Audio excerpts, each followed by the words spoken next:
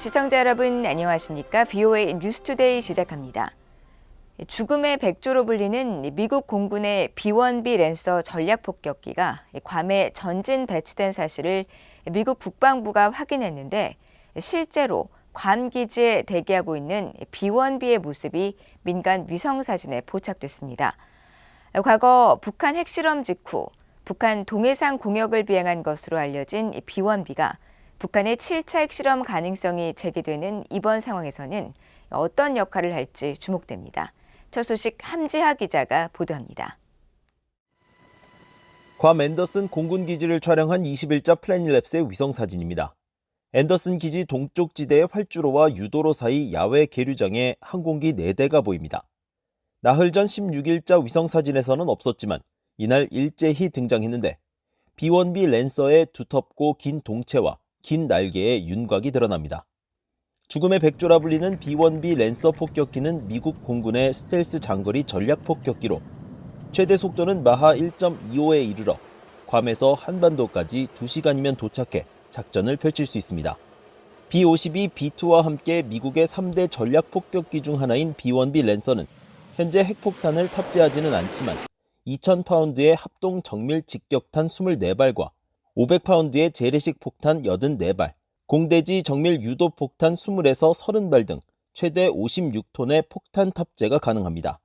따라서 대공포가 미치지 못하는 18km 상공에서 재래식 폭격만으로도 평양 전역을 초토화시킬 수 있어 북한이 가장 두려워하는 전략 자산 중 하나로 평가받고 있습니다. 실제로 B-1B 랜서는 지난 2017년 북한의 6차 핵실험 직후 국방 한계선 NLL을 넘어 북한의 동해상 국제 공역을 비행한 바 있어 이번 역할이 더욱 주목되고 있습니다. They are only capable of conventional weapons. Nevertheless, with regard to North Korea, the B-1B could deliver a lot of conventional weapons. And so this is deploying it to Guam would be another show of force, basically demonstrating to North Korea that there are many ways that we could respond to bad behavior by North Korea. B-1B 랜서의 괌 도착 사진을 공개한 미국 국방부는 미국의 전략폭격기 B-1B 괌 전개가 북한을 염두에 둔 것이냐는 질문에 즉답 대신 국제사회 내 잠재적 도발을 막기 위한 신호를 보낸 것이라고 설명했습니다. One, to send a very clear message that we will support our partners and allies around the world, and two, that we do have the capability to conduct global operations on any given day. So, to answer your question, it is meant to send a message that the United States stands closely with its allies and partners to deter potential provocation. 이런 가운데 미국과 한국은 오는 31일부터 다음 달 4일까지 한국 상공에서 대규모 공중 연합 훈련을 진행합니다. 2017년 12월 이후 처음 개최되는 이번 훈련에는 한국에서 스텔스 기능의 F-35A 등 140여 대가, 미군에서도 역시 스텔스 기능의 F-35B, F-16 등 100여 대가 참가합니다.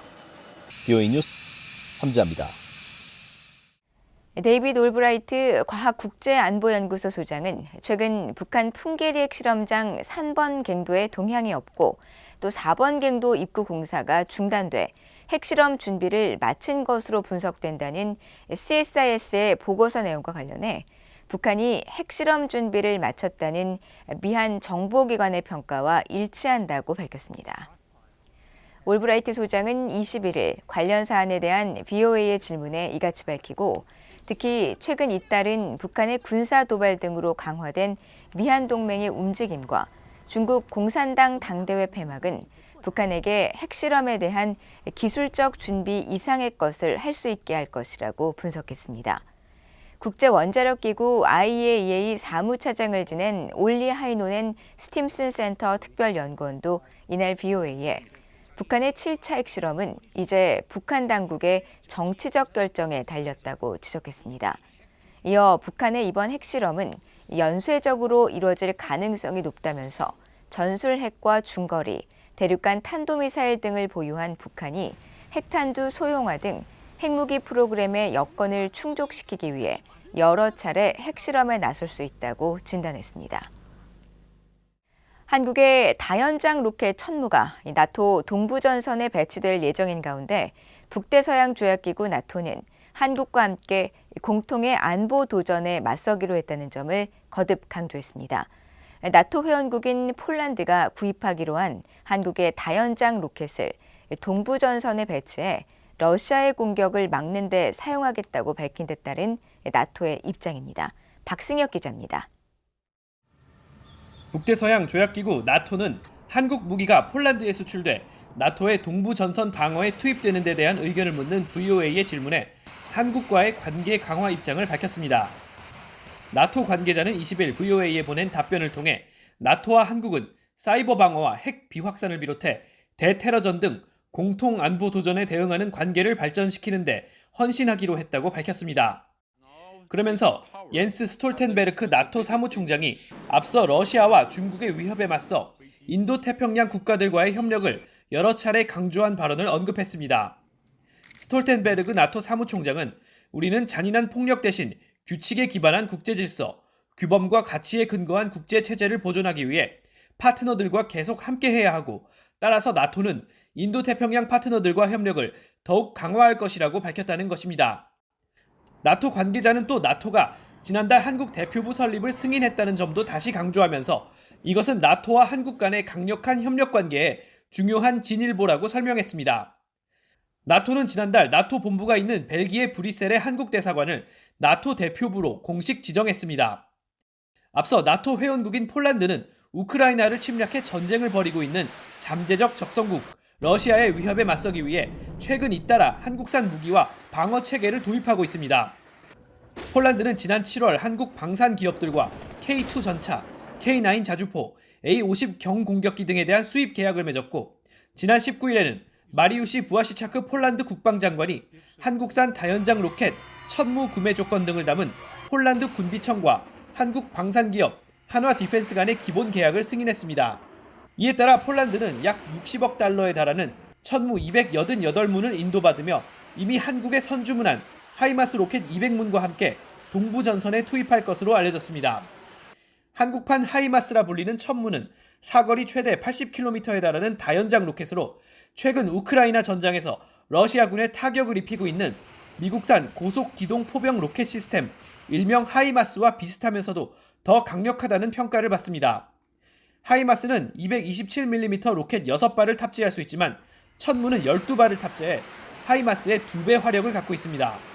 이와 관련해 마리우시 부아시차크 폴란드 국방장관은 19일 한국산 다연장 로켓 천무의 동부 지역 배치 계획을 밝히면서 목표는 침략자에게 효과적으로 두려움을 주고 침략자가 폴란드는 물론 북대서양 동맹 어느 나라도 침략할 생각을 못하도록 우리의 힘을 보여주는 것이라고 단언했습니다. VOA 뉴스 박승혁입니다. 국제 자금 세탁 방제 기구가 북한에 대한 고위험국 지위를 유지했습니다.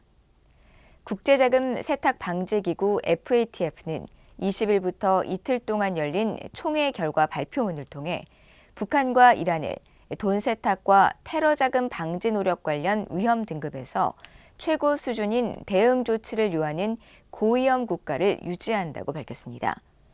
FATF는 다만 신종 코로나 바이러스 사태를 고려해 2020년 2월 해당 국가 목록에 있는 나라들에 대한 검토 절차를 일시 중지했다면서 북한 등에 대한 이번 등급 부여는 당시 결정에 따른 것이라는 점을 명시하고 대응 조치를 요하는 고위험 국가 조치는 여전히 유효하다고 설명했습니다.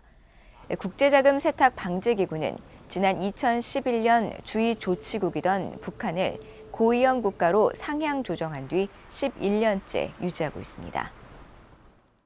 한국 검찰이 전임 정부의 북한군 총격에 의한 서해 공무원 사망 사건에 대한 은폐, 또 조작 의혹과 탈북어민 강제 북송 사건 수사를 철저히 진행하는 것은 진상규명 차원에서 적절한 움직임이며 다만 비정치적으로 투명하게 해야 한다고 미국의 국제인권단체와 인권 전문가들이 말했습니다.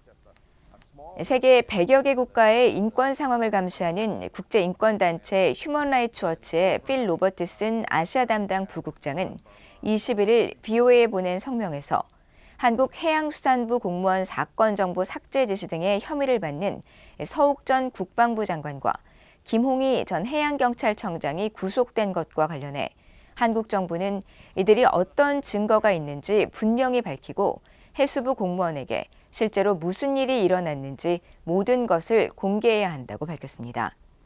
로버트 킹 전 국무부 북한 인권 특사도 수사가 정치적 문제로 변질돼서는 안 된다면서도 전임 정부가 월북을 암시해 개인의 명예를 훼손한 점 등 여러 의혹에 대해 현 정부가 문제를 제기하고 검토하는 것은 유익한 일이라고 말했습니다.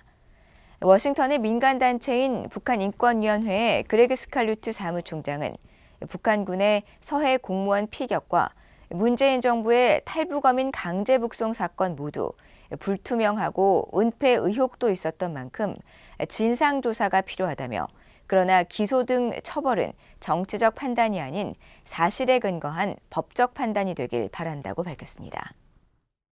이상으로 VOA 뉴스투데이를 모두 마칩니다. 시청해주신 여러분 고맙습니다.